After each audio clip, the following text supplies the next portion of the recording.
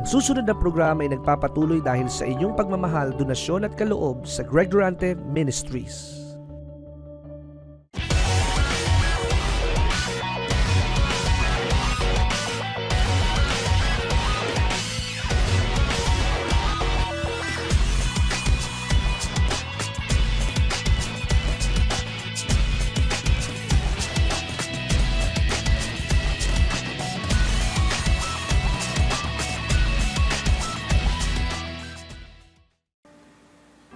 Alam nyo, hindi ko po inabot ang ganitong kalagayan.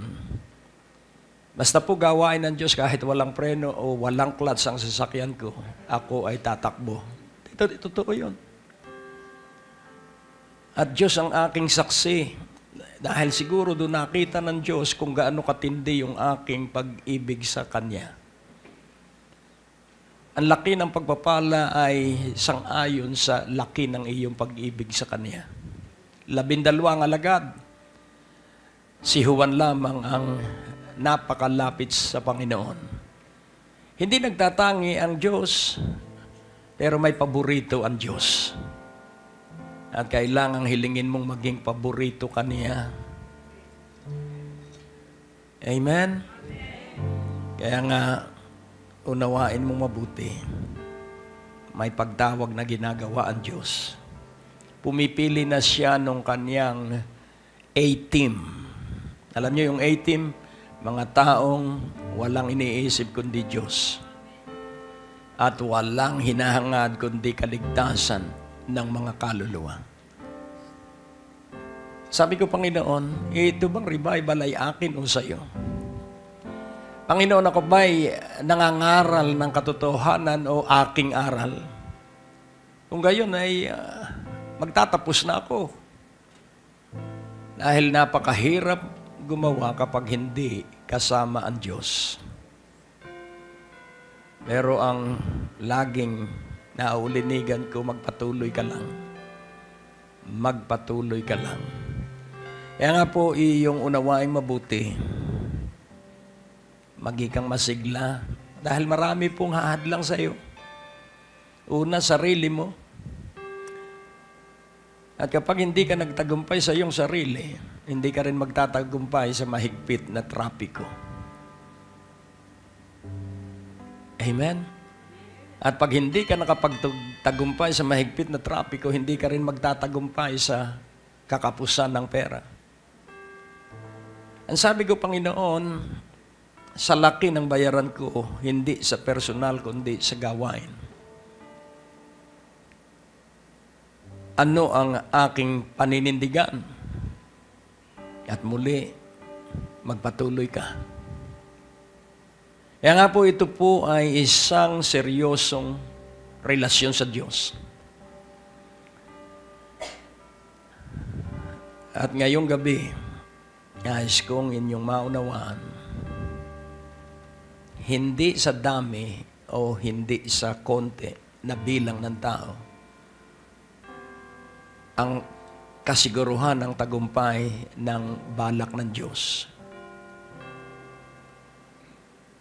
Kung kailangan lang ay ang Diyos at isang tao, gagawin yun ng Diyos. Pero gusto ng Diyos, marami ang kasama niya sa kanyang magandang ginagawa. Hindi po por gusto ang paglilingkod. Hindi po dahil tayo may pangangailangan kaya tayo lumalapit sa Diyos bagamat yun ay kasangkapan. Kailangan dumating sa iyong puso. Umiiyak ako January 9 of 1980. Yung mga pangarap ko ay natupad ko na. Pero ang sabi ko, bakit hindi ako maligaya? Umiiyak ako, there is something missing. Hindi ako maligaya. At yun pala ay kulang ako at ang kakulangan ko ay ang banal na Espiritu. Kaya paulit-ulit po, kapag ako ay nalulungkot, kapag nadarama kong parang ako ay walang nakikitang pagbabago, umiiyak po ako sa Diyos. Dahil normal po sa isang naglilingkod sa Diyos ang umiyak at magtanong. Bakit po kaya kakaunti ang maalab sa iyo? Bakit po kaya kakaunti ang mahilig sa iyo? Gamitin mo po itong tanong. Ikaw kaya'y maalab sa Kanya o mahilig sa Kanya? Sige po, tanungin mo ang Diyos. Hindi po masamang magtanong, Panginoon, ako po ba'y maalab sa iyo? Ako po ba'y mahilig sa iyo? Tatanggap ka ng mga kapasyahan.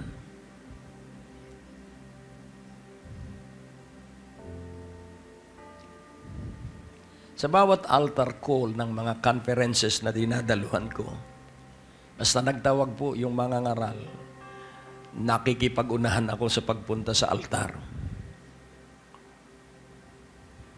Lagi po akong nasa hanay nung idinadalangin ng mga tagapagsalita ng Panginoon. Lagi akong nagpapalehan. Lagi akong natutumba. Sapagkat ibig ko na ang kapuspusan ng kapangyarihan ng Diyos ay mapasa akin. Hindi ko po tinitigilan, hindi ko po linulubayan. Ibig kong laging makainom. Nais kong laging makakain. Alaanin natin ang pag-aantabay. Kung matutupok naman ang lupa. Aanhin natin ang maligamgam na pagkabuhay. Kung liligligin naman ang langit at lupa. Kaya nga po, surrender, submit, yield. So, dagdagan natin, fully surrendered life. Buong buo. Holy submitted life. And totally yielded life. Yung fully, buong buo o puspos. Yung holy, kabuuan. Yung totally, lahat-lahat. Ipinauubaya sa Diyos. Sapagkat ang pangarap po ng Diyos ay hindi natin magagawa kapag hindi tayo sinamahan ng Diyos. At ayoko pong masayang ang buhay ng mga tao. Nais ko po na makamit ninyo yung kabuuan nung ginagawa ng Diyos. Kaya nga ang laging mas marami sa gawain ay babae. Dahil ang lalaki ay walang hilig. At kung karon man ng hilig, dahil itinutulak lamang ng kanyang asawa. Hello? Dapat ba'y ganon? O kusa at bukal sa loob? If you be willing and obedient, you shall partake the best of the land. So lagi pong may katibayan. Partakers of the best of the land. Ang mapapasa bawat isa ay yung pinakamainam na ani ng lupain. Subalit, ano po ang requirements? Willingness and obedience. Kapag ikaw po'y buong puso ang pagsunod, wala ka ng pangangatwiran. Wala ka ng dahilan. Amen? So marami pong katwiran eh. At marami pong dahilan. At kapag gano'n na ang kaharap ko, ngingiti na lang ako ng malamlam. Dahil sinasayang nila ang pagkakataon. Ang pagkilos po ng Diyos ay seasonal. Yung malaking kilos po. Kaya pag na-miss mo ang isang season, maghihintay ka na uli ng susunod na season. At ito pong revival, this is seasonal. Hindi po ito lagi. Kaya kung ikaw ay magiging maalab, salamat sa inyo ang naka-attend na mula Friday, itaas ang kamay. Praise God. You will not miss this season's blessings. May mga tao na hirap sa buhay at hindi na nila alam kung ano ang gagawin. At wala naman silang kakayahang makapagpasya na tigilan na ang bisyo. At dahil sa di nila kaya, nabaguhin ang kanilang sarili at ito ay totoo. At kailangan ang paglapit sa Diyos at pagtanggap na Diyos ang kailangan ng isang nasa bisyo. Dahil naranasan ko ito nung ako'y nasa bisyo, umiyak ako sa Diyos at sinabi ko, ayoko na po ng pagiging addicted to liquor and wine. Ayoko na po ng paninigarilyo. Ayoko na po ng pagsama sa mga masasamang barkada. Tulungan mo po ako. Kaya ngayong sandaling ito, ako'y dadalangin upang kayo'y mapalaya sa bisyo na wala kayong kakayahat kapangyarihan na palayain ang inyong sarili. O Diyos, aking Ama, Ikaw lamang ang makapangyarihang Diyos na makapagpapalaya sa kanila sa lahat ng uri ng bisyo. At sa makapangyarihang pangalan ni Jesus, dinggin mo ang kapahayagang ito at maganap at mangyari ito sa libo-libong nasa droga at hindi makalaya. Sa makapangyarihang pangalan ni Jesus, magkaroon sila ng pagsusuka upang hindi na nila hawakan pa ang anumang droga. Sa mga campuses, lalo na sa mga elementary school, sinasaway at ginagapos ko ang mga drogang nasa sachet. At ito ay huwag magpatuloy at winawasak ko ang lahat ng mga drug lords at drug syndicate sa makapangyarihang pangalan ni Jesus.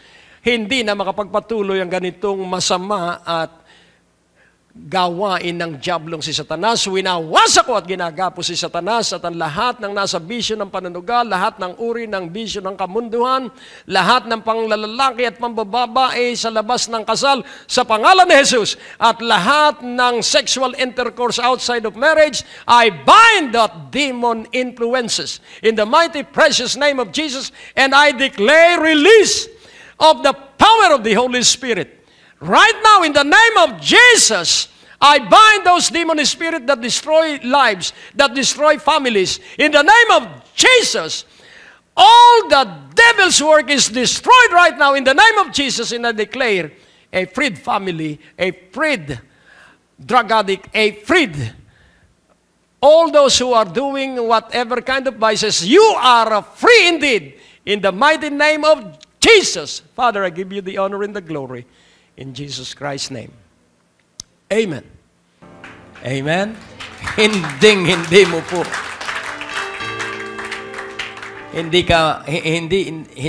Hindi mo matanggap yung pagpapalang inihanda ng Diyos.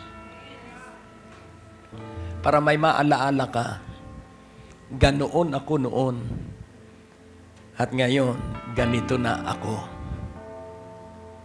Dati, isa ang step in mo. Pero darating ang araw, 100, 200 ang step in mo. Dahil nakita ng Diyos ang iyong taimtim at maalab na pag-ibig sa Kanya. Nakahuli-hulihang piso mo ay laging iyong inihuhulog. Sabi ko, Diyos ko, bakit ngayon ay napakakupad ng dumadalo sa revival? Noon po, 21 nights, 5 times, 40 nights, 2 times, 80 nights, 1 time. Grabe po ang attendee nightly. Pero parang nagsiyama na yata yung mga dumalo noon. At parang palagay nila hindi na sa kanila ang revival. Wrong. Ang revival po ay para sa lahat ng tao, sa lahat ng antas, sa lahat ng panahon, sapagkat ang revival ay pagkakaroon ng muling sigla. Kaya nga po ito ang labanan. Marami pong yung tinatawag na hindrance, obstacles. Marami po yan. Pero kung ikaw ay makikipaglaban, Pag naalaala ko na kailangang pumunta ako sa isang mahalagang gawain at kapapanganak pa lang ng asawa ko at 2 aming anak, binitbit ko yung sanggol. Pumunta ako sa gawain. Dala ko ang mga bote ng gatas para wag lang na hindi ako makadalo.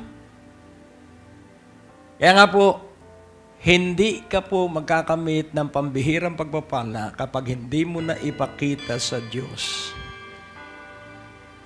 yung kataimtiman at kasakdalan ng iyong pagtatalaga ng iyong buhay. Meron pong sakripisyo. Ito po ang sasabihin ko sa inyo, may sakripisyo po. Kung nais mong maranasan ang walang katulad na pagpapala sa katanungan ng Panginoon, Simon Pedro, iniibig mo ba ako? Sa gawin nating personal, yung tanong ng Panginoon na parang ikaw ang tinatanong. So kung ano man ang kalagayan mo ngayon, iniibig mo ba ang Panginoong Jesus? Kaya kailangan po ang pagbubukas ng mata, pagbubukas ng tenga. Ngayon pong ika-4 na gabi, alam mo, habang tumatagal, habang na babalam ang pagbabalik ng Panginoon, pakonti ay pakonti ang maalab na naghihintay sa kanyang muling pagbabalik. At sana wag tayong makasama nung mga taong ganon. Sabihin mo sa iyong sarili, Diyos ko, wag mo pong ipahintulot na magsawa ako, manghinawa ako, mapagod ako sa paghihintay sa iyo. Ibig ko po na mismong masaksihan ko ang iyong pagpapakita sa ulap kung mamarapatin mo. Salamat, Panginoong Jesus. Amen. Hallelujah. Kaya pag ikaw ay may suliranin, umawit ka lang sa Diyos. Pag iniibig mo ang Panginoon, hindi ka mapapagaw. Because of the power of the anointing of the Holy Spirit. Kapag umaawit ka sa Panginoon, hindi ka mawawala ng tinig sapagkat hindi totoo na pag sumamba sa Diyos ay napapagod. Kapag ika'y napagod, ang ibig sabihin, kulang ka ng alab sa Diyos. Ang sabi ko nga sa Panginoon, Panginoon, kung lahat ng kakainin ko ay aalamin ko kung ano ang nutrient content, kung alamin ko ang fat, cholesterol at sugar level ng bawat pagkain, Diyos ko, magiging ritual sa aking buhay yon. At sa halip na yung pagkain ko ang sisiyasatin ko, ang sinisiyasat ko ay ang aking puso at kaluluwa. Ang sinisiyasat ko ay ang aking paglilingkod sa Diyos sapagkat ang naglilingkod sa Diyos, lahat ng sakit ay aalisin. Lahat ng lason ay aalisin. Napakasimple po ng Biblia. Gusto niyong maalis ang gout, paglingkod ka sa Diyos kahit gumagapang ka na. Kahit po lakarin ko nung wala akong sasakyan, linalakad ko po. Pero kailanman hindi ako gumapang. Sapagkat kita ng Diyos ang puso ng nagtatapat. Kaya nga po, alam mo, kung hindi mo rin lang ginagawa, huwag mo nang awitin yung "This is my desire." Napakataas po nung hinihingi doon. To honor you. Hello? Ay isang pagpaparangal sa Diyos, mabuhay sa pananalig. Na kahit wala ka ng pera dahil season of revival, nandun ka pa rin. Na kahit may edad ka na, at iika-ika ka na, nandun ka pa rin. Because it is the season of the Lord. Revival is the time of visitation. Who knows? Na kung ikaw ay matandang, binata na at dalaga, baka dito mo makatagpo yung iyong mapapangasawa. Walang nakakaalam. Who knows? Na yung magpapamana sa iyo ay biglang dalhin dito ng Diyos. Kaya revival. Amen? Kaya nga po, unawain mong mabuti, hindi akin ang gawain, ito'y gawain ng Diyos. Hindi ako nakatingin sa bilang, ako'y nakatingin sa Diyos, sapagkat ang pananagutan ko sa Diyos ay hindi yung bilang. Ang pananagutan ko sa Diyos ay ang aking pagsunod o pagsuway sa Kanya. Hello?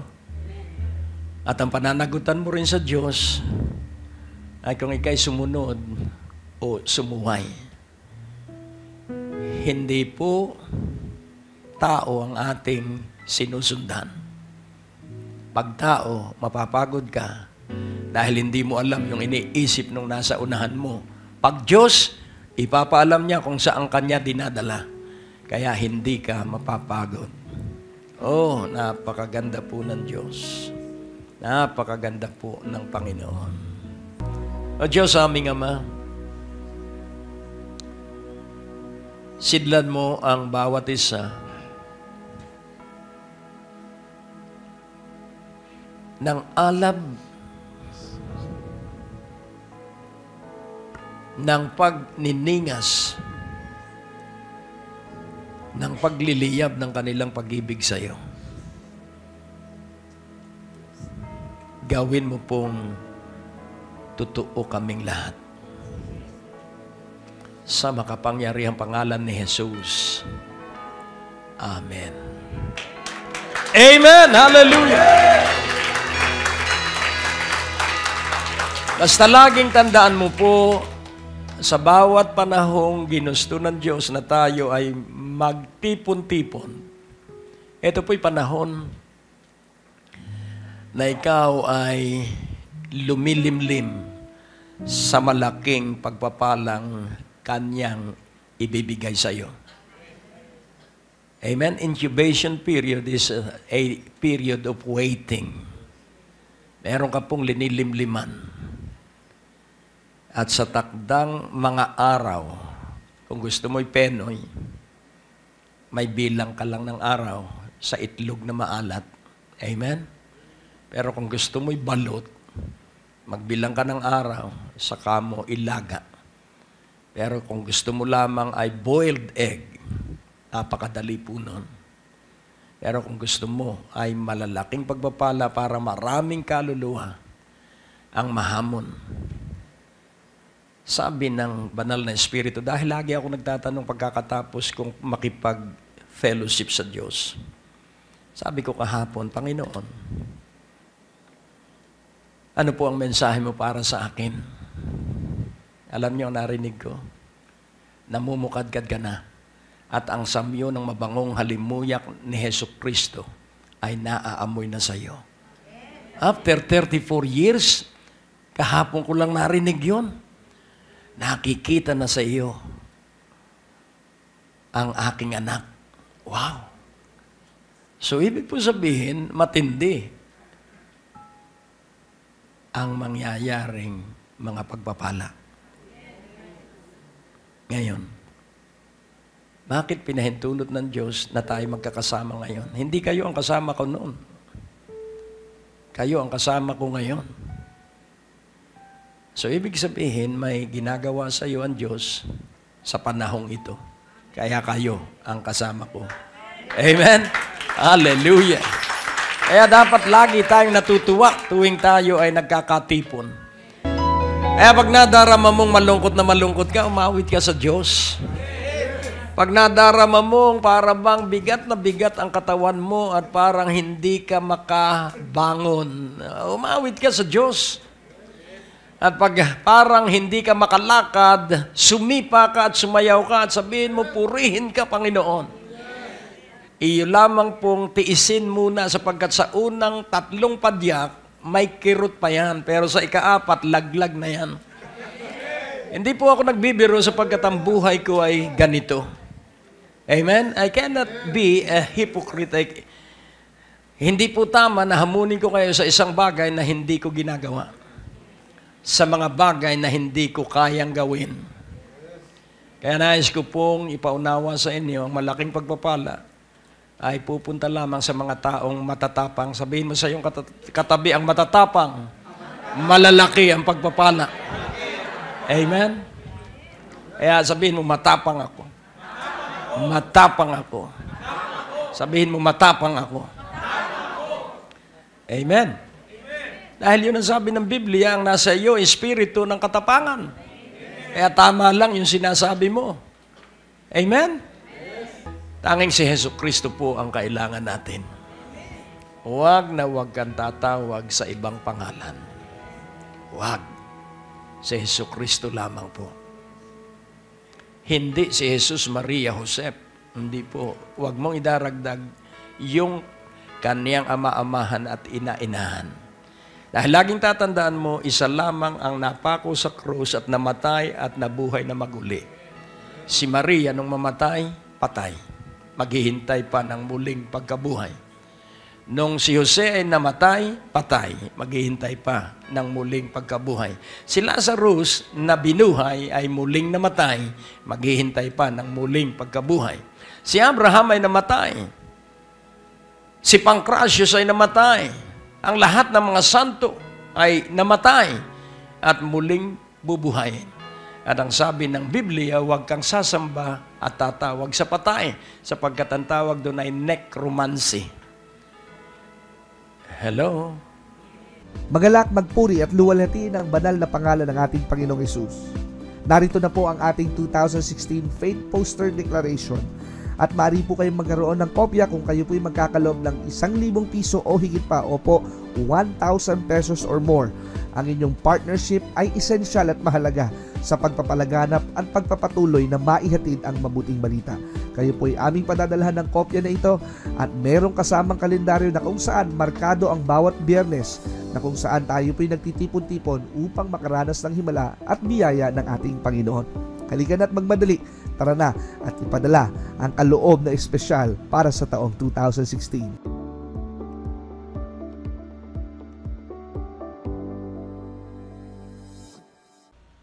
Maaari po kayong sumulat sa P.O. Box 4135 Manila, Philippines para po sa inyong mga prayer request at testimonies. At maaari rin po kayo tumawag sa ating telepono bilang 723-8752 sa 726-4110 para sa mga ministry information at ibang mga katanungan. Maaari din po kayo mag-text sa 0919-896-0904, 0915-391-7408 at sa 0922-820-9860. At kung kayo po'y napagpala, hinahamon po namin kayo na magbigay ng donasyon sa gawain ito. Maaari nyo pong ipadala sa Banco de Oro West Green Hills Branch.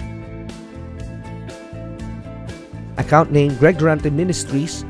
Account number 219-806-7784. Padala nyo lamang po ang mga deposit slips sa pamamagitan ng fax sa 726-4110 o sa ating email address sa bishopgregdurante@gmail.com.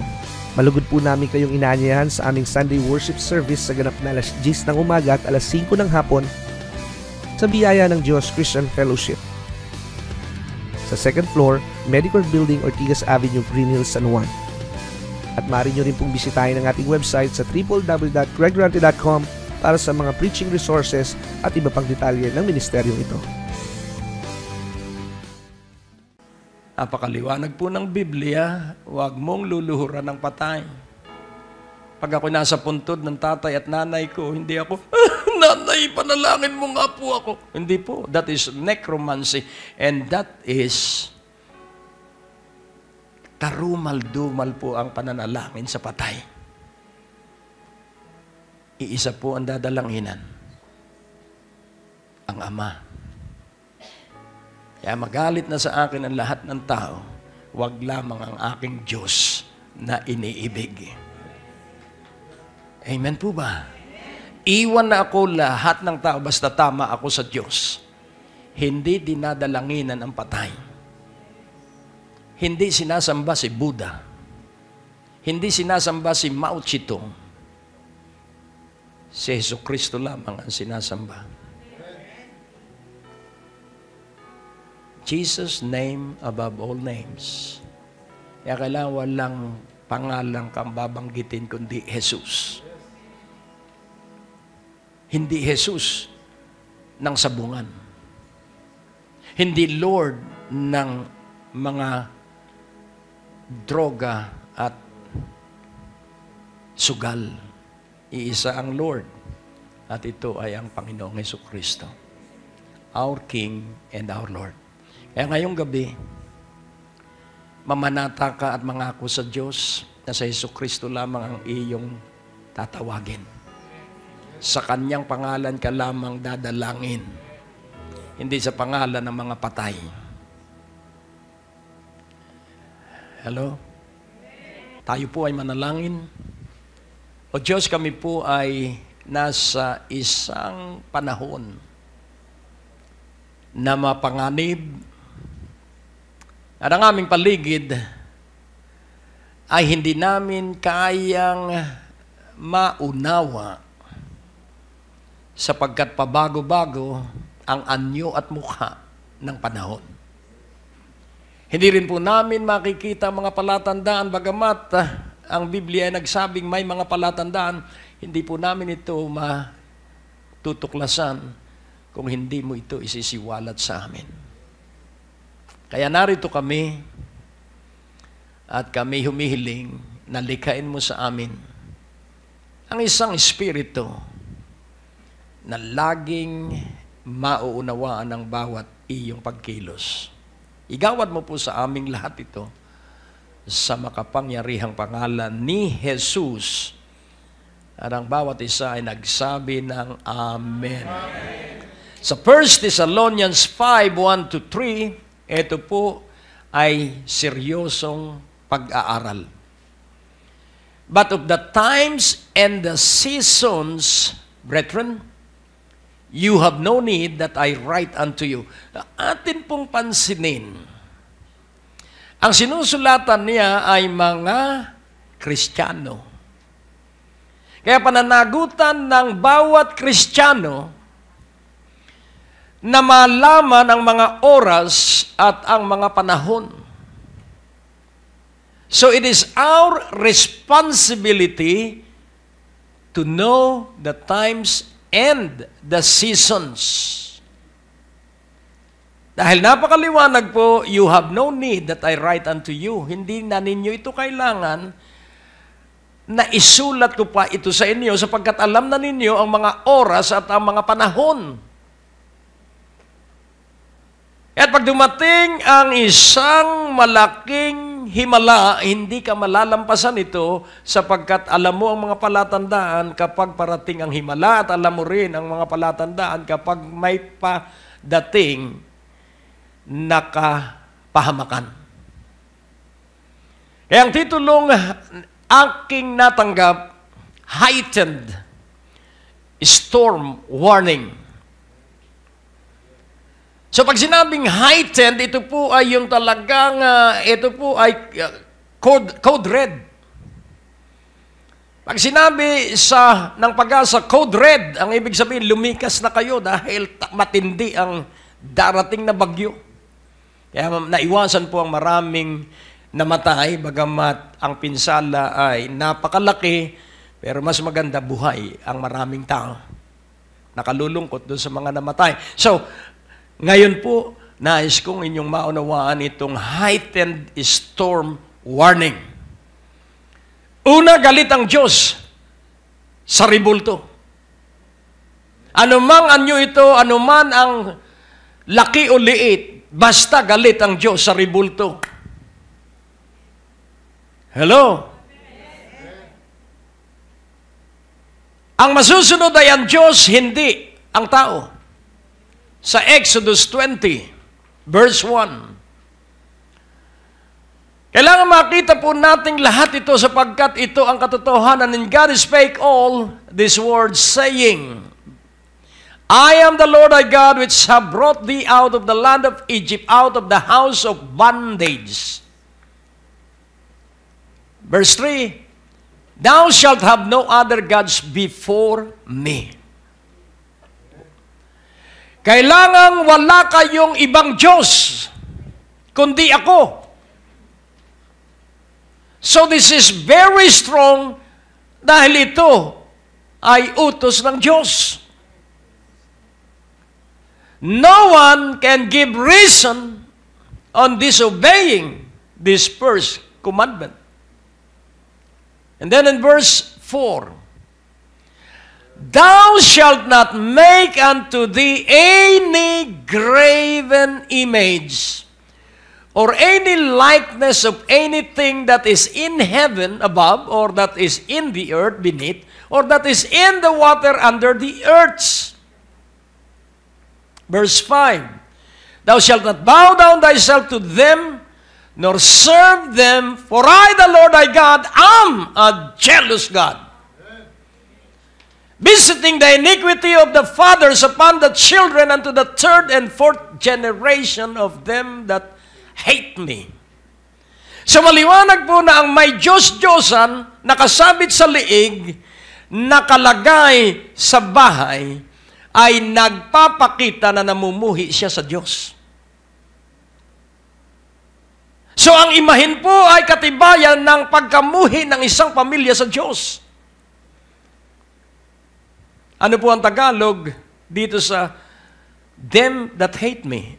Ano po sa palagay ninyo? Kayo ba'y naniniwala sa salita ng Diyos? Kayo ba ay susunod sa salita ng Diyos?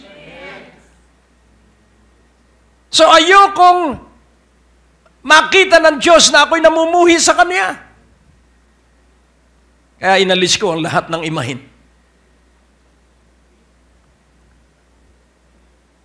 This is vital and important. Sapagkat ang Diyos ay hindi nakikita. Kaya sasambahin siya sa Espiritu at katotohanan. Sa isang lugar sa Paranaque, ipinatawag ako at tingnan ko raw dahil ang daming tao doon sa bahay. At pumasok ako doon sa bahay, aba, may nagtatrans. At ang mga tao lumuluhod. At ang sabi ko doon sa nagtatrans, bumangon ka, Satanas, at umalis sa katawang lupang ito, at mawala ang boses ni Santo Niño. At bumangon yung bata. Bumangon yung babae, nag-iiba-iba ang boses. Mapanlin lang at mapandaya. At nagtayuan yung sumasamba. Kailangan po ang pangangaral ng puro at dalisay na salita ng Diyos. Ang tanging unang simbahan ay ang Katoliko. Nakulapulan lamang nung mag-iitong Romano, Katoliko. Ang totoo at original na simbahan ay ang Katoliko. Dahil ang word na Katoliko, universal. Pero nung maging emperador si Constantine, idiniklara niya na lahat ng tao ay Katoliko na. At nung mga unang siglo, ayos, walang Diyos-Diyosan. Pero dahil dun sa mga sumapi na mga pagano, hindi ipinagbawal na dala nila yung kanilang mga anito. At tanggap. Kailangan po na matutunan natin ang katotohanan dahil may kasunod pong dilubyo dito sa Pilipinas. Noong 1991, pagkatapos ng malakas na lindol, ako ay nasa ilalim ng Pacific Bank Building sa Ayala. Katatapos ko lang ng broadcast. At napakalakas po nung pag-uga at pagyanig ng gusaling magkatabi ang Manila Bankers Building. Talagang nagkikiskisan po. At lahat ay takot, pero ako ay nakataas sa mga kamay at nagpupuri sa Diyos. So hindi ka po sasagilahan ng takot kapag ikaw ay may Kristo sa iyong puso. Ang atin pong mga schedules ng revival para sa buwan ng February ay magsisimula sa February 5, February 12, February 19, February 26. Halina't maranasan po ninyo ang himala, biyaya at kapangyarihan ng ating Panginoon. Magdala ng mga may sakit, may problema, at nagugulumihanan at walang kapayapaan, hindi makatulog, anuman ang inyong karamdaman, ang Diyos ay magpapagaling. Sa ganap na 6:30 ng gabi, dito po sa Biyaya ng Diyos Christian Fellowship sa 2nd floor, Medicor Building, Ortigas Avenue, Green Hills, San Juan. Para sa mga karagdagang impormasyon, maaari po kayong tumawag sa 723-8752, 726-8016. Magalak, magpuri at luwalhati ng banal na pangalan ng ating Panginoong Hesus. Narito na po ang ating 2016 Faith Poster Declaration at maaari po kayong magkaroon ng kopya kung kayo po'y magkakaloob ng 1,000 piso o higit pa, o po 1,000 pesos or more. Ang inyong partnership ay esensyal at mahalaga sa pagpapalaganap at pagpapatuloy na maihatid ang mabuting balita. Kayo po'y aming padadalhan ng kopya na ito at merong kasamang kalendaryo na kung saan markado ang bawat Biyernes, na kung saan tayo po'y nagtitipon-tipon upang makaranas ng himala at biyaya ng ating Panginoon. Halika na't magmadali, tara na at ipadala ang kaloob na espesyal para sa taong 2016.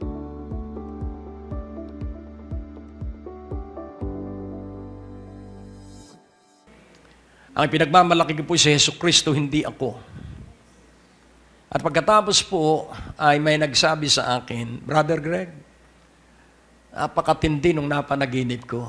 Lahat ng gusali sa Makati nabuwal. That was 1991. At ngayon ay 2013, 22 years past. At kagabi, hindi ko pinapansin yung propeta, bagamat kakilala ko siya, nakatabi ko siya sa luneta sa isang gawain. Hindi ko mapaniwalaan ang kanyang sinasabi dahil una, patawarin ako ng Diyos dahil kita ko yung kanyang suot, siya po ay isang Bombay. Kupas na kupas at siya ay napakaliit na tao. At yung kanyang prophetic message, bagamat nagkatotoo, ay hindi ko pa rin maakap. Pero kagabi, antindi po nung aking pagtanggap dun sa kanyang prophecy. Siya ang nag-prophecy na darating ang isang tsunami sa Japan. At nangyari po yun. At dito sa prophecy na pangalawa, ang sabi niya, ang nakikita ko, ang malaking bagyo. A great storm will devastate. Bombay po yun. Sabi niya, Simar Liti. Liti. Hindi, kaya siya'y Bombay eh. There will be a storm that will be so strong and the world will be bewildered. Ano nga po yung nangyari nang dumating sa Leyte at sa Samar? Kung sana ito ay pinaniwalaan. Bago po nangyari yun, may mga attempt na magmamarch for Jesus, pero walang oras ang mga Kristiyano doon. Wala silang oras sa sama-samang panalangin. Yun ang nabalitaan ko. Katulad din ang nangyari sa Ormoc nung 8,000 ang nalunod. Sang-ayon sa kwento, may isang matanda na nagsasabi, ang isa pong may dala ng mensaheng mangyayari sa hinaharap ay kinamumuhian at tinutuya. Ang sabi niya, maghanda-handa kayo dahil may darating na dilobyo dito sa lungsod na ito. At pinagtatawanan siya ng mga istambay, lukarit. Bago po dumating ang isang matinding trahedya, magpapadala po ang Diyos ng magbababala. At ang ikatlo, kaya doon po ako na antig ang kalooban. Dahil ang sabi niya, may darating na isang matinding salot sa Pangasinan. Hindi niya mabanggit yung pangalan, pero sabi niya, somewhere in northern Luzon, may salot na pag tumama sa katawan ng tao, maaagnas ang kanilang mga laman. At ang kulay ng kanilang balat ay iitim. At matatakot ang kanilang mga mahal sa buhay sapagkat hindi na nila ililibing ang mga ito. At ito ay kakalat patungong Cebu. At yun po ay nagbigay sa akin ng kalungkutan sapagkat this time, hindi ko natitigilan ang magbabala. Magbabala. At ang lahat ng mga ibinibigay sa akin ng Diyos na bahagi ng Biblia sa aking pagbubulay ay tungkol sa pagkawasak ng bansa. Bakit mawawasak ang bansa? Dahil sa mga Diyos-Diyosan. At kung atin pong hindi ito papansinin, isang intensyon ng Diyos kung bakit pinapahintulot niya ang pagwasak. Ang Diyos po ay napakabait, pero siya rin po ay mabagsik. Siya ay mabait sa mga taong sumasambat, sumusunod sa Kanya, pero siya ay mabagsik sa mga taong lapastangan. Sa mga dalisay, ang Diyos ay magpapakita ng dalisay. Sa mga banal, ang Diyos ay magpapakita ng kabanalan. Pero sa mga masasama, wawasakin niya ang mga masasama bagamat siya ay nalulungkot. Kaya ngayong gabi, kailangang humanda tayo at hindi na dahil may babala ang propeta. Pero kung ang mga tao ay magsisisi at aaminin ang kanilang kasalanan, hindi ito itutuloy ng Diyos. Hindi man lahat ay magbago. Pero hindi gagawa ang Diyos ng kasiraan hanggat merong 10 matuwid. Amen? Yung matuwid ay yung tapat ang pagsunod sa Panginoon. Hindi po kailangan ng napakarami, pero pag 10 po ay matuwid. Kaya sabi ni Abraham, kung meron po bang 10 matuwid sa Sodom at Gomorrah, itutuloy mo ba ang paggunaw? Sabi niya, hindi. Alang-alang doon sa 10. Pero bakit kaya hindi nagtanong si Abraham ng 5, ng 1? Ako'y naniniwala na hanggang 10. Pag may 10 matuwid sa isang barangay, iiwas ng Diyos ang kanyang puot doon sa barangay na yon. Kaya't nung dumating ang mamumuksa lahat ng bahay na merong pahid ng dugo ng tupa, linaktawan ng salot. Kaya ngayong gabi, ihanda mo ang iyong buhay para ikaw ay lagpasan ng salot. At ang sabi dun sa prophecy, ito'y kakalat sa buong daigdig at ang panggagalingan ay Pangasinan. Ano po kaya yung salot na yun? Hindi ko rin po alam. Pero ang tanging alam ko ay ang salita ng Diyos. So ang unang tanong o ang unang pangungusap, it is not if. If it comes true, that will not be the premise. Kailangan when shall it come true? Dahil laging sigurado ang parusa sa kasalanan. Kaya kailan ito mangyayari?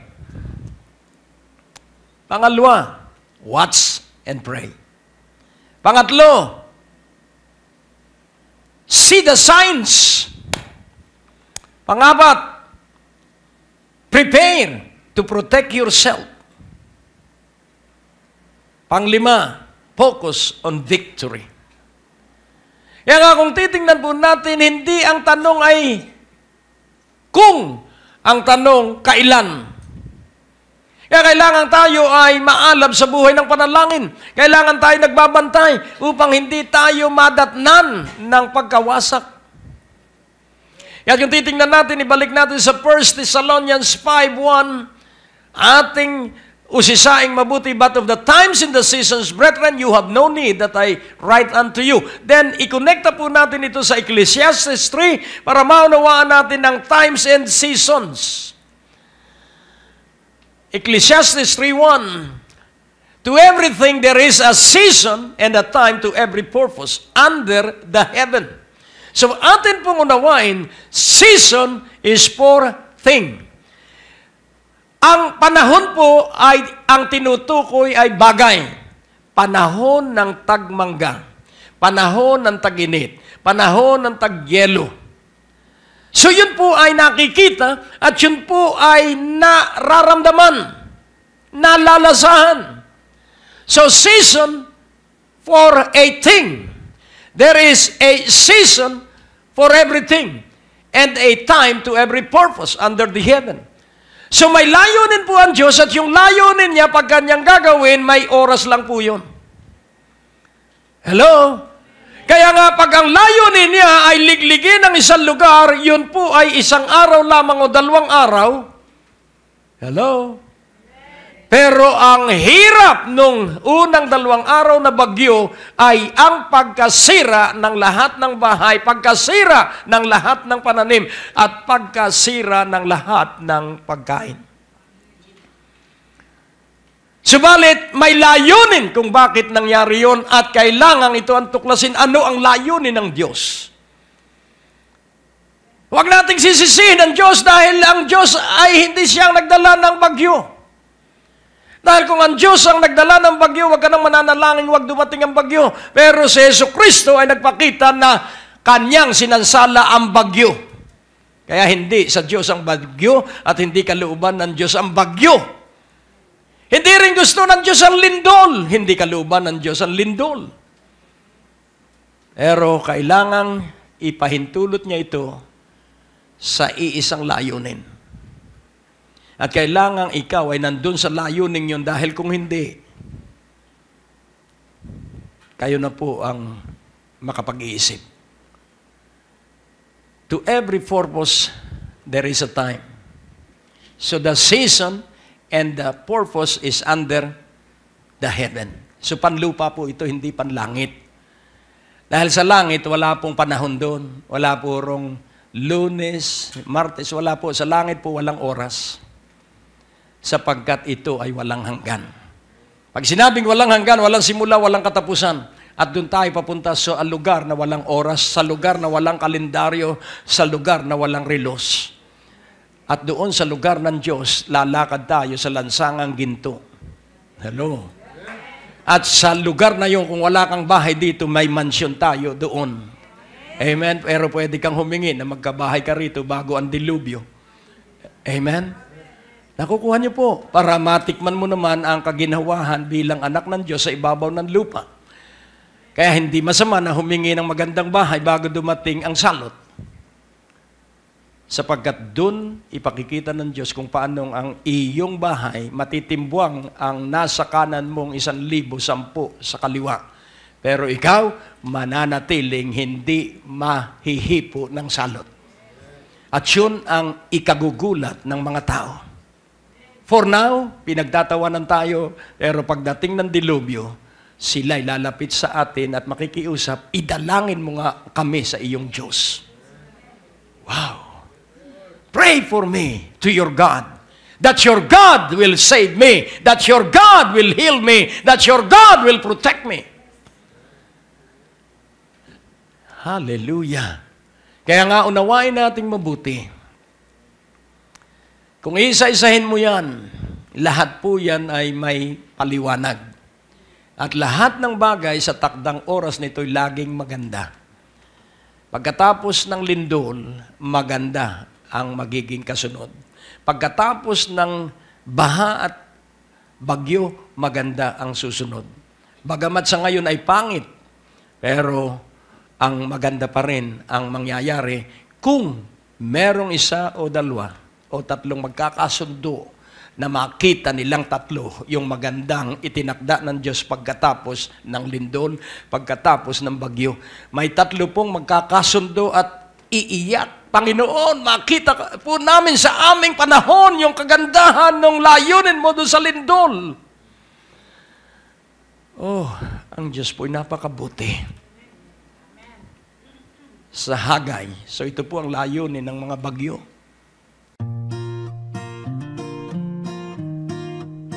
May mga na-miss ka bang broadcast ni Pastor Greg? Huwag malungkot, maaari mo na itong balikan sa pamamagitan ng pag-log on sa www.greggorante.com.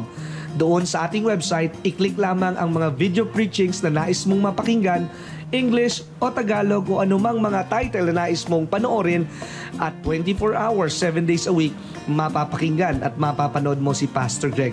Naniniwala kami na sa pakikinig ng salita ng Diyos, nandoon ang paglago at pag-unlad ng inyong mga buhay at mararanasan ninyo ang biyaya ng ating Panginoon.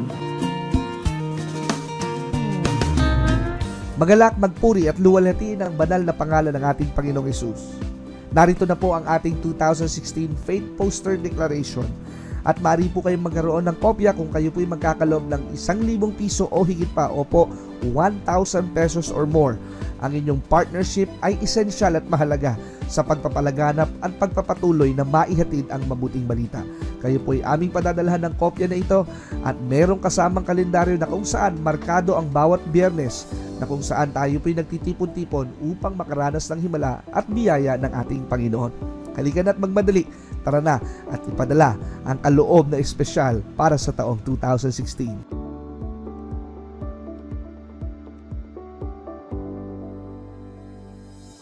Purpose. Sa Haggai 2, verse 7. And I will shake all nations, and the desire of all nations shall come, and I will fill this house with glory, saith the Lord of hosts. Ano po ang ibig sabihin? Tayong nagpapatuloy sa pagsamba. Tayong maalab sa pagdalo ng ipinagagawa ng Diyos sa atin. Tayong dumadalo ng revival at hindi napapagod at hindi nagsasawa. Pupunuin ng lugar, itong lugar na ito sapagkat tayo nagpapatuloy na tangkilikin ang gawain ng Diyos at layunin ng Diyos. At ano ang sabi niya? The glory, wow, of the Lord of hosts is here. I will fill this gathering with my glory, saith the Lord of hosts. And what is that glory? Pag nasa kaluwalhatian ka po ng Diyos, you can ask anything. Pag ikay nilukuban ng kaluwalhatian ng Diyos, you can ask for your healing. You can ask for whatever you need. When the presence of God cover a place, if the glory of God cover your house, you will enjoy the presence of God. And then in verse 8, the silver is mine and the gold is mine, saith the Lord of hosts. Verse 9, the glory of this latter house shall be greater than of the former, saith the Lord of hosts. And in this place will I give peace, saith the Lord of hosts. And then sa Hebrews 12:28. So yun pong layunin ng Diyos para ang bawat bansa, lahat ng tayo magkaroon ng hangarin. Na hangarin na makaparoon sa templo ng Diyos. Magkaroon ng hangarin na maging maalab sa Diyos. Wherefore we receiving a kingdom which cannot be moved, let us have grace whereby we may serve God acceptably with reverence and godly fear. So atin pong pansinin kung saan nga tayo'y tatanggap ng kaharian na hindi mauuga. Kingdom that cannot be moved, kingdom that cannot be shaken. Let us have grace. Purihin ng Panginoon. Whereby, pansinin po natin, wherefore, whereby we may serve God.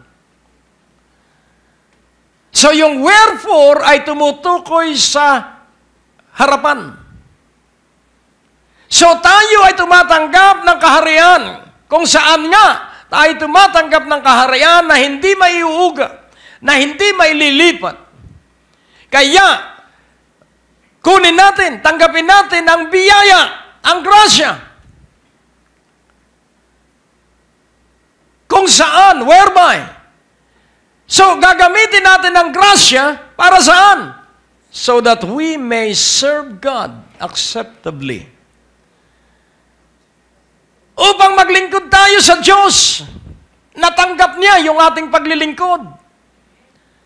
At hindi lamang paglilingkod, kundi may kahalo itong paggalang, reverence, and godly fear. May maka-Diyos na pagsamba. Kaya kailangan makaalis ka sa iyong sarili. Kailangan makaalis tayo sa ating sarili, kailangan makaalis tayo sa pagsentro natin sa ating sarili at lumipat tayo sa pagsentro sa Diyos at ang Diyos ang bahala sa lahat ng ating kailangan. Oh, napakabuti po ng Diyos.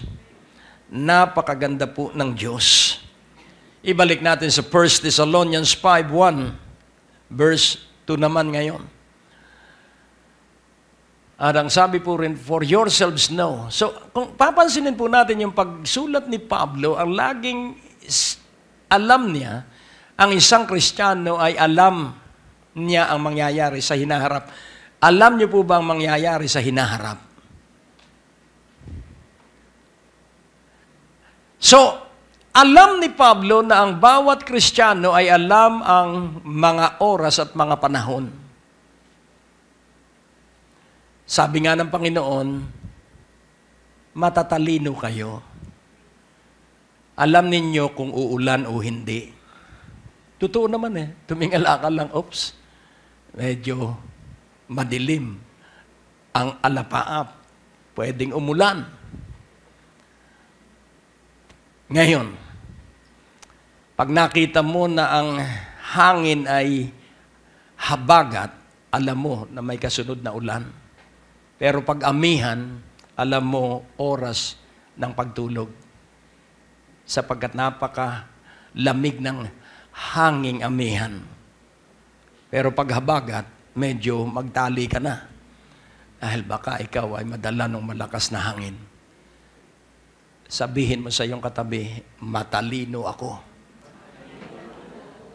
Ito yun. Ang tinutukoy, matalino ang kanyang sinusulatan. Sabihin mo sa kanya, baka makalimutan mo, matalino ka! For yourself know perfectly that the day of the Lord so cometh as a thief in the night. Paano raw ang pagdating ng Panginoon? Katulad ng isang magnanakaw. Ang magnanakaw, iiwas siya na siya'y marinig. Kung pwedeng gumawa siya na mapatulog niya yung mga nasa loob ng bahay dahil hindi niya ibig na mapicturean ang kanyang mukha. At hindi rin ibig ng, ito po ay hindi robber, thief in the night. Iba po ang magnanakaw kaysa robber. Ang robber po ay may dalang mga pamatay na gamit. Pero ito pong thief, ito po ay yun lamang kanyang makukuha. Maliliit na bagay. Pero yung robber, buong bahay, kanyang kukunin ang laman. So, pansinin po natin, the day of the Lord so cometh as a thief in the night. Ibig sabihin, tulog yung nasa loob ng bahay. Dahil gabi.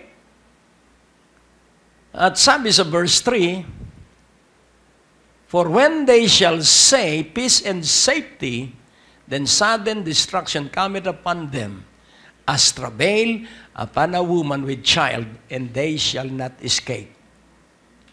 So, what will be the times in the seasons of Jesus coming?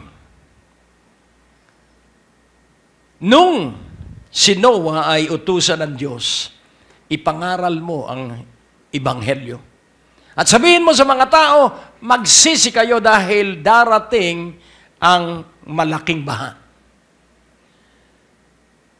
Kung iyo pong pag-aaralan ng panahon ni Noah, hindi pa umuulan sa lupa. Kaya wala pang nakakaalam kung paano magkakaroon ng baha dahil wala namang ulan. Pero alam ng Diyos ang kanyang gagawin 120 years after. Yan ang sabi ng Diyos, magtayo ka ng barko ay sa tuktok ng bundok. So sa isa pong taong natural, magrereklamo siya sa Diyos. Diyos ko, baka hindi ka po marunong. Ba't pinagtatayo mo akong barko sa ibabaw ng bundok Ararat? Hello? Pero dahil si Noah ay naniniwala sa Diyos, dahil si Noah ay sumasamba sa Diyos, batas sa kanya ang utos ng Diyos sa kanya. Kaya siya ay sumunod. At nagawa siya ng barko, pero wala siyang makuhang mga gagawa. Kaya silang mag-anak ang nagtayo ng barko for, hindi ko alam kung 100 years o 120 years, pero sabi ng Biblia, 120 years siyang naghintay ng baha. At ang mga tao ay peace and safety. Another word is complacency.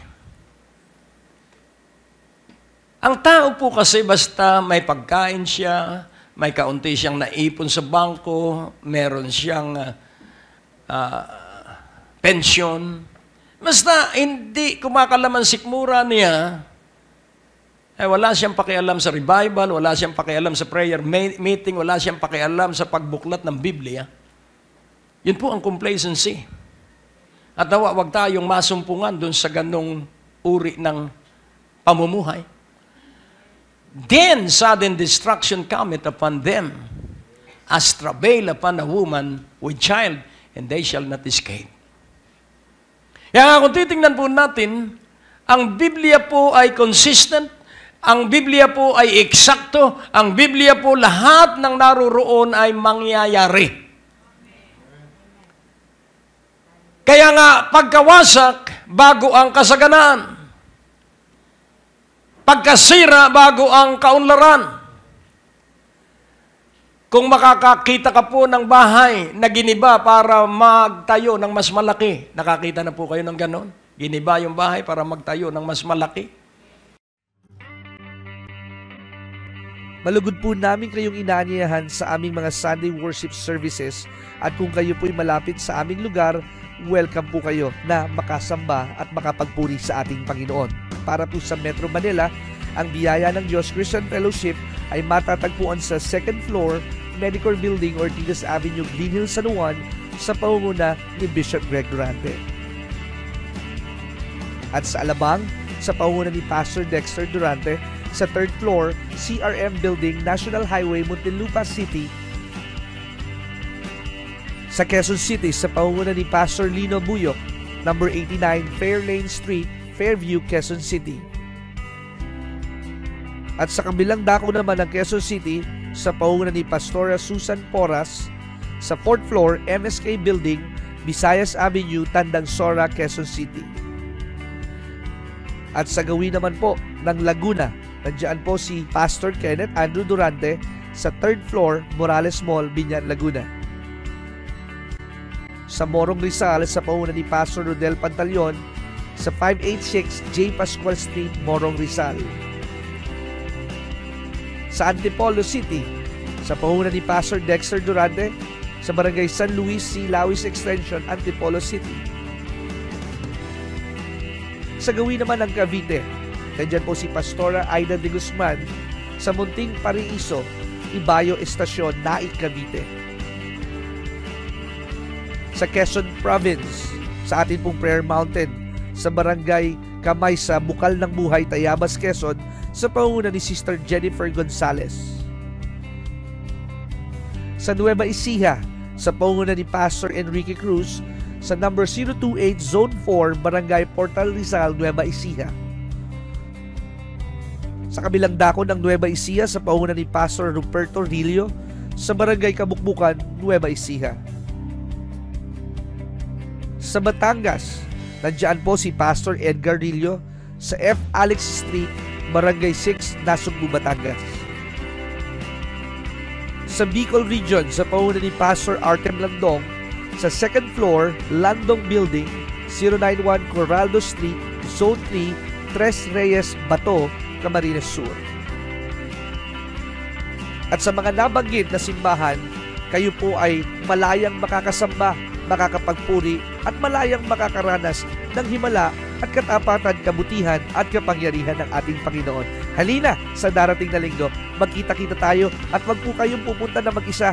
Magsama po kayo ng inyong mga kaibigan, kabarangay, kapitbahay at mga mahal sa buhay at patuloy nating ideklara na si Jesus ay Diyos at siya'y naghahari sa lahat ng may pananalig.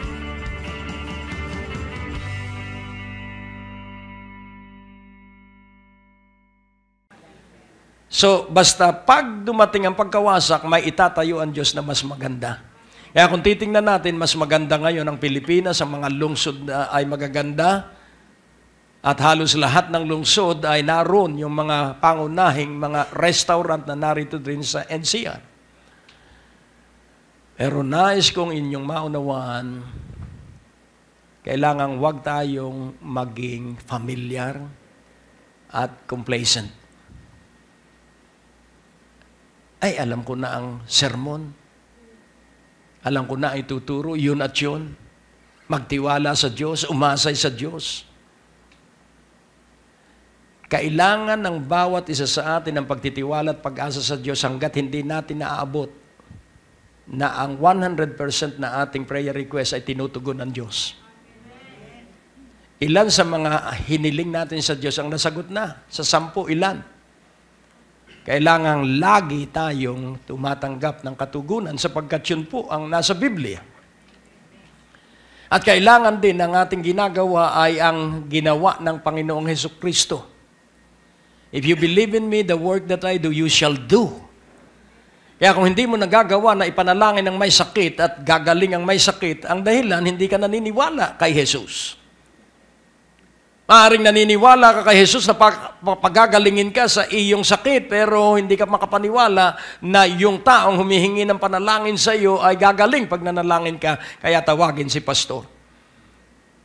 Hindi po, ikaw mismo ang manalangin at makakaranas ka ng pagpapagaling ng Panginoon dahil hindi yung nanalangin ang mahalaga, ang mahalaga sa Jesucristo nagpapagaling. Kaya kung lahat po tayo ay kikilos na totoong naniniwala kay Jesucristo, ang bawat isa sa atin makapagpapagaling ng may sakit. Amen? Hindi si pastor lang. Kaya nangyayari, nagiging bansot ang paglawak ng naaabot ng mabuting balita dahil nakaasa lamang ang simbahay sa pastor. Hello? Lahat tayo ay saserdote. Sabihin mo sa iyong katabi, lahat tayo ay saserdote. Kaya lahat tayo ay binigyan ng kapangyarihan para tayo magpalayas ng dyablo sa pangalan ni Jesus. Amen? Nasa iyo ang kapangyarihan.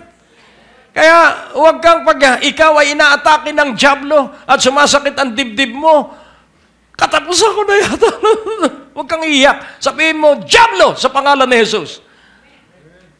Wala kang karapatan sa aking puso, wala kang karapatan sa aking katawan, wala kang karapatan!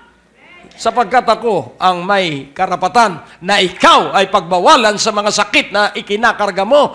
Sa pangalan ni Jesus, dito ka sa aking sakong dahil ikay tapakan ko lamang sa pangalan ni Jesus. Kailangan pong gamitin mo yung iyong katapangan.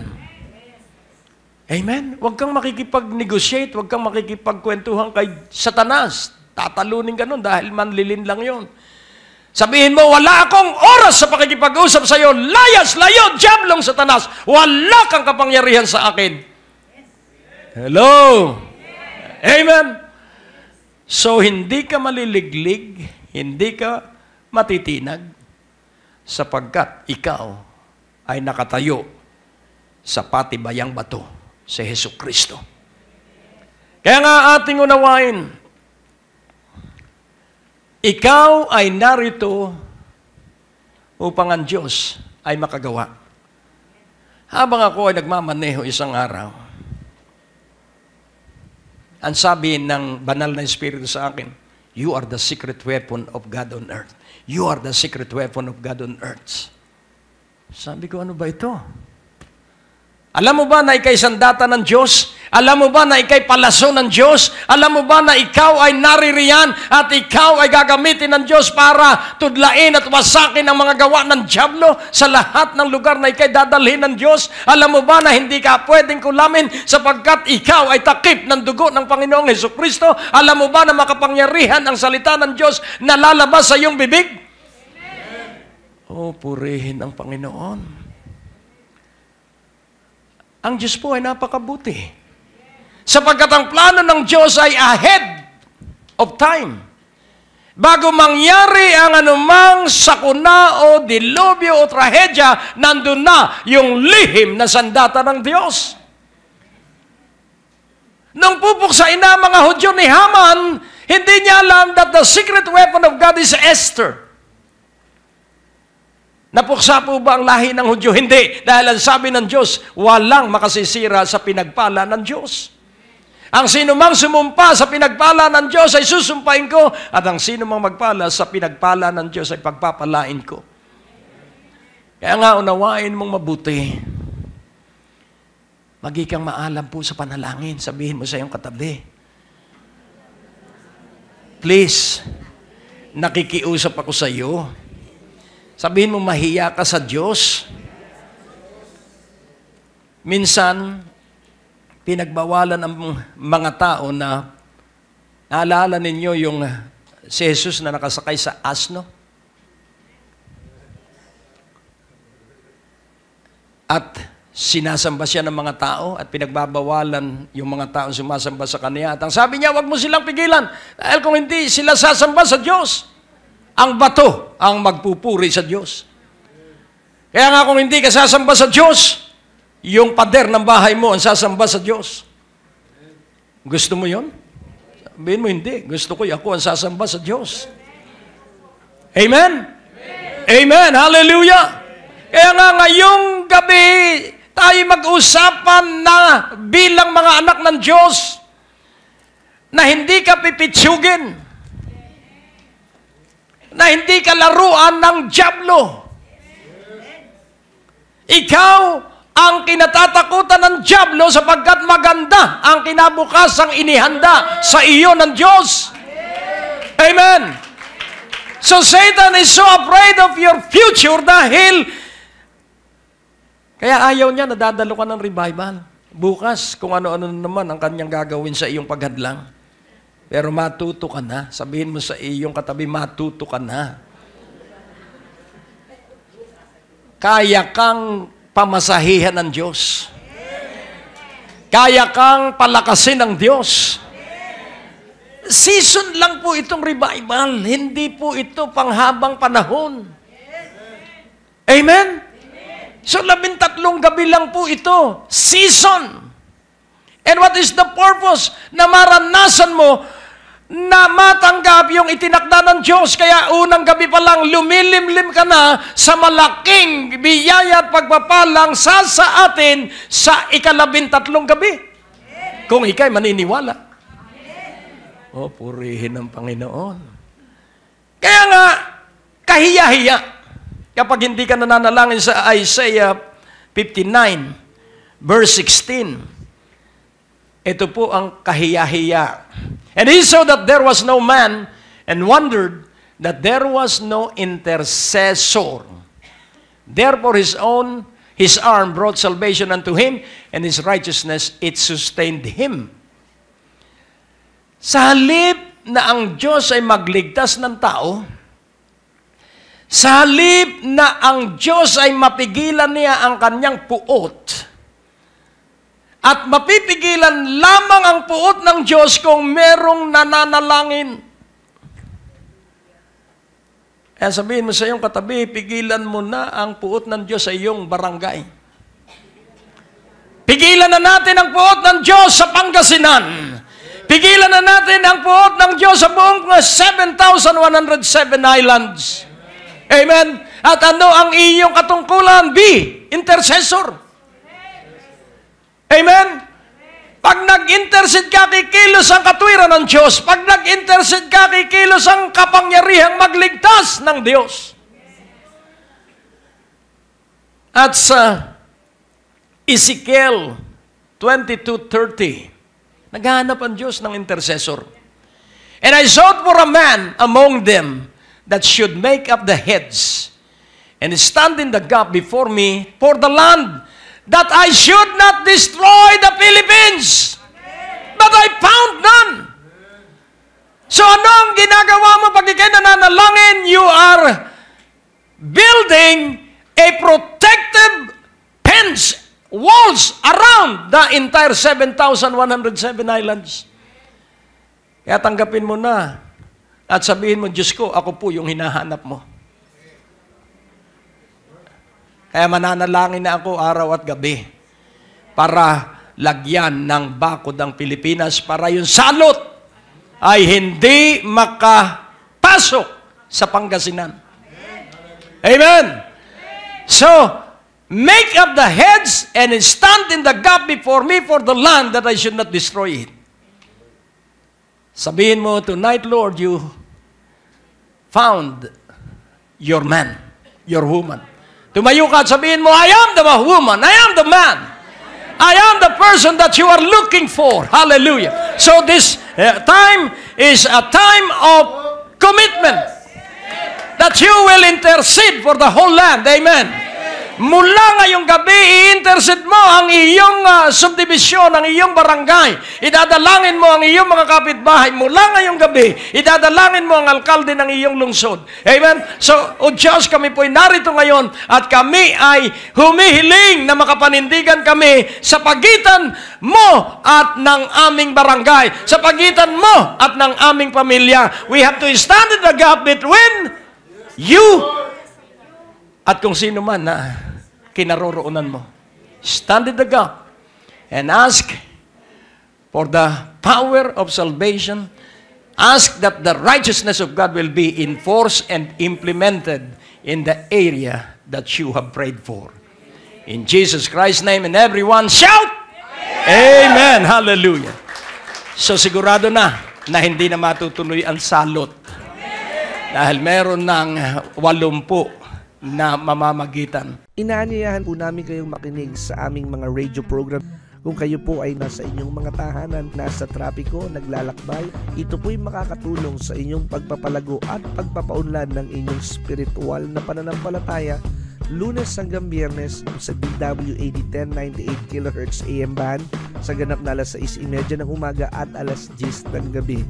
Asahan po natin na sa ating pakinig, lalago at uunlad ang ating pananalig at pagsampalataya sa ating Panginoong Hesus.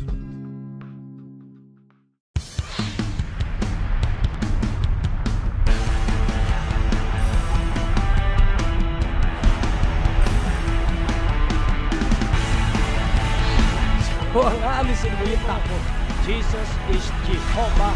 You have the power to decree. Ikaw ba'y naniniwala ngayong gabi na walang pag-aalinlangan na ikay tatanggap ng kagalingan na nabang uri ng sakit o karamdaman yan?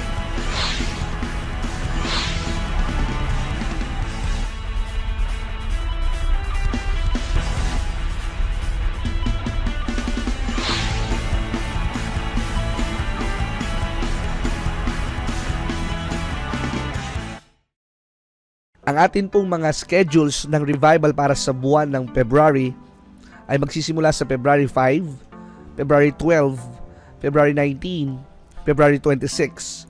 Halina't maranasan po ninyo ang himala, biyaya at kapangyarihan ng ating Panginoon. Magdala ng mga may sakit, may problema at nagugulumihanan at walang kapayapaan, hindi makatulog, anuman ang inyong karamdaman, ang Diyos ay magpapagaling. Sa ganap na alas 6:30 ng gabi, dito po sa Biyaya ng Diyos Christian Fellowship sa 2nd floor, Medicor Building, Ortigas Avenue, Green Hills, San Juan. Para sa mga karagdagang impormasyon, maaari po kayong tumawag sa 723-8752, 726-8016. Magalak, magpuri at luwalhati ng banal na pangalan ng ating Panginoong Hesus. Narito na po ang ating 2016 Faith Poster Declaration at maaari po kayong magkaroon ng kopya kung kayo po'y magkakaloob ng 1,000 piso o higit pa o po 1,000 pesos or more. Ang inyong partnership ay esensyal at mahalaga sa pagpapalaganap at pagpapatuloy na maihatid ang mabuting balita.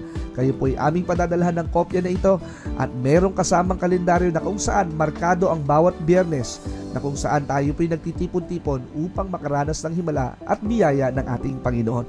Halika na't magmadali, tara na at ipadala ang kaloob na espesyal para sa taong 2016.